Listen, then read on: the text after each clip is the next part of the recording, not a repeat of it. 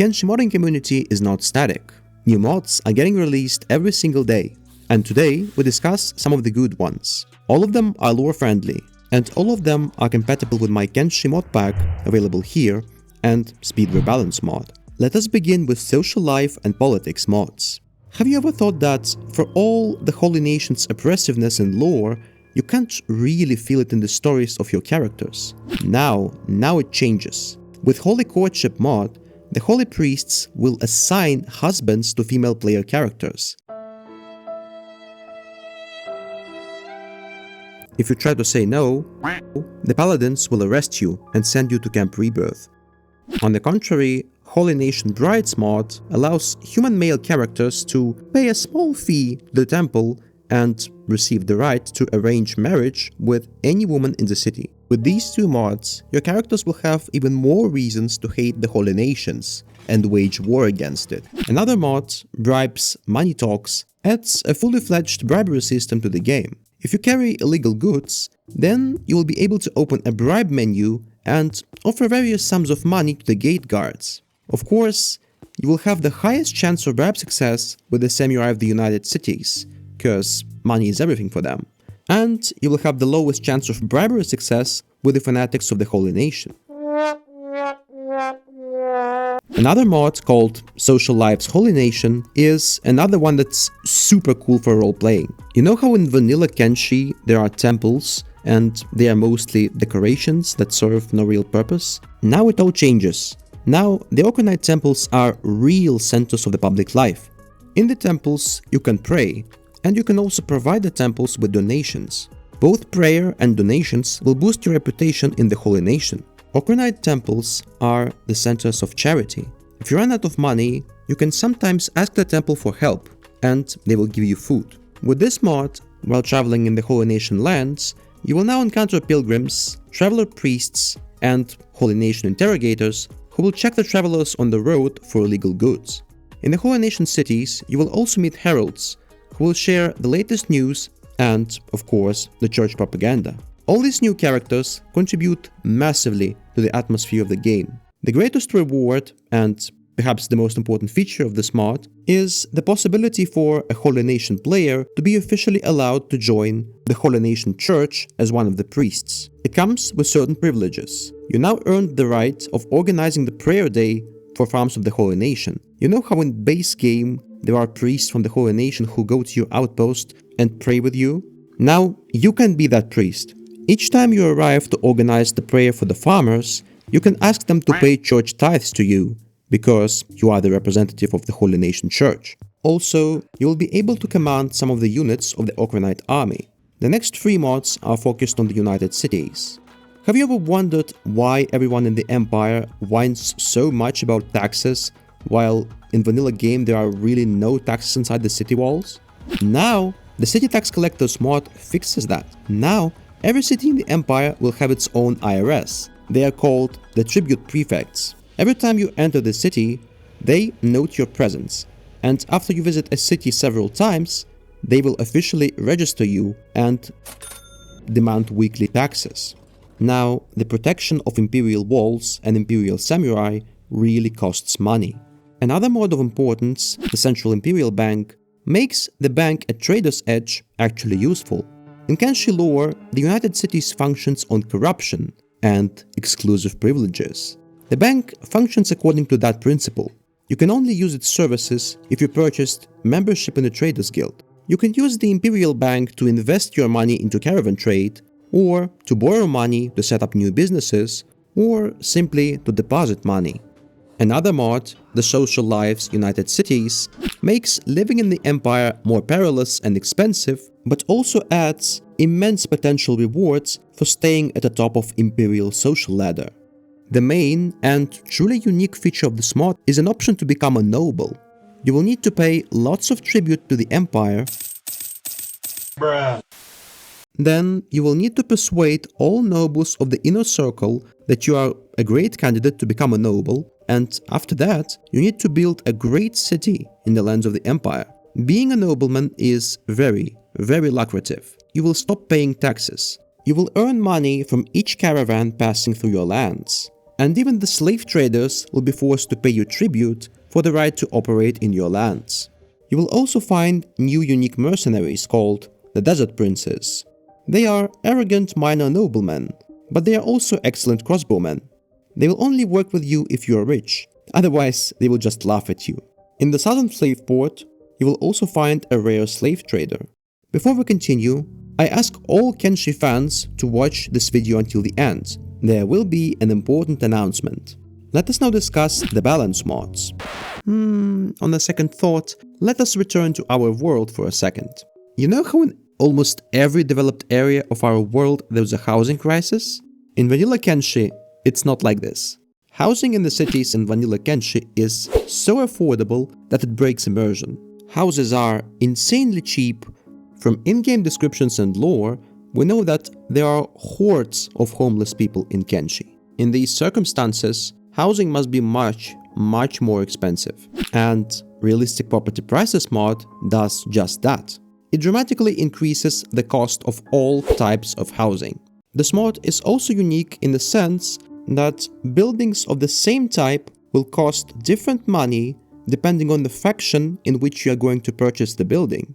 For example, high cost of living areas of the United Cities have the highest price of buildings, with the price of housing being 20 times higher than in vanilla. On the other hand, buildings in undesired locations of the world of Kenshi, like buildings in Mongrel or in Flotsam Village, are only 7.5 times more expensive than vanilla buildings. Vanilla Kenshi is a very easy game to survive economically, so I think that a massive increase to the property price will make the game much more interesting. Kenshi also has a problem of weapon balance. In most cases, the two-handed weapons are so much better than one-handed ones that sidearms are almost completely useless. So, in almost all cases in Vanilla Kenshi, it is better to keep using your large weapon even indoors, even in the case if your large weapon is a massive Naginata that has a serious indoors debuff. The mod Indoors Modifier 3x changes that. This mod triples all indoor penalties and bonuses. Now, weapons like Wakizashi are actually worth considering. There is one more thing in Kenshi that always seemed strange to me. You know how you can easily carry any animal, including huge balls, big things and gorillas? Sometimes absurd things happen. If you ever bought a calf in Kenshi, you know well that this calf will become really fast when he matures and becomes a bull. But until then, the fastest way of moving the calf around is carrying him. With the mod called Can't Carry Big Animals, this is no longer the case. Not only does this mod make sense, but it also fixes some exploity ways of winning battles, like carrying an elder big thing into enemy city to kill most of the guards. Surprise, motherfucker! The next group of mods I'd like to discuss includes minor world additions. The personality test mod adds a psychic into a bar at the hub. She will perform a divination on each of your squad members. Through the dialogue options of your squad mates, you will be able to learn their personality types. These options, for example, are set by characters of fearful personality, and these options are pronounced by characters of smart personality. If you've ever been to Flotsam Ninja Village, you have likely found the lore books that describe the alternative anti-Holy Nation interpretations of Okranite religion. The Heretics mod adds a new faction of traveling monks and prophets who spread the beliefs of this Flotsam Ninja cult. Sometimes these monks are hostile, but more often they are not. If the Flotsam Ninjas start winning the war against the Holy Nation, more and more of these heretics will appear in the world. Have you ever been saddened by the fact that the Machinist University at World's End has little to no use in this game? Now it all changes. Better University mod adds a new vendor who sells lore books. He will also buy your parchment, old maps and ruined books with a great price bonus. And now the university starts being a truly useful location. This little mod improves cannibal villages. Now they will feel more lived in, with dwellers butchering, cooking, relaxing, and hiding in their creepy tents. And speaking of villages, let us now discuss the mods that provide construction options. Tombs and Memorialization mod allows you to bury friends who you've lost during your travels and wars in Kenshi. Not only it has various burial options, it also has special memorial objects that your characters can interact with and reflect about heroes who were lost. The Deep Foundations mod is very useful for builders who are planning to construct an outpost on an uneven terrain. In vanilla Kenshi, when you place houses on hills, you can often see a gap between the foundation of a building and the slope of a hill. With Deep Foundations, you can add a, well, deeper foundation to your already placed building, and the house will look amazing on a hill. Deep Foundations comes with a patch for flipped buildings, which is another mod I suggest you use. It is pretty self-explanatory. Each building gets a flipped option, and each flipped building gets its own Deep Foundation option. Out of the new building mods, I also suggest you install Katlon's Western buildings. Not only these Western-style houses look great, but overall, the Wild West aesthetics fits very well into the Kenshian deserts. This wooden watchtower, and more precisely, the darker wooden version of this mod, is a very good looking and cheap platform that you can use to put a lot of stationary crossbows. There is also one immensely beautiful interior mod I recommend you, the writing chairs. It adds desks for writing and reading, along with special writing animation. Writing chairs mod also adds lots of cute little objects you may use to decorate your libraries, science halls, and offices.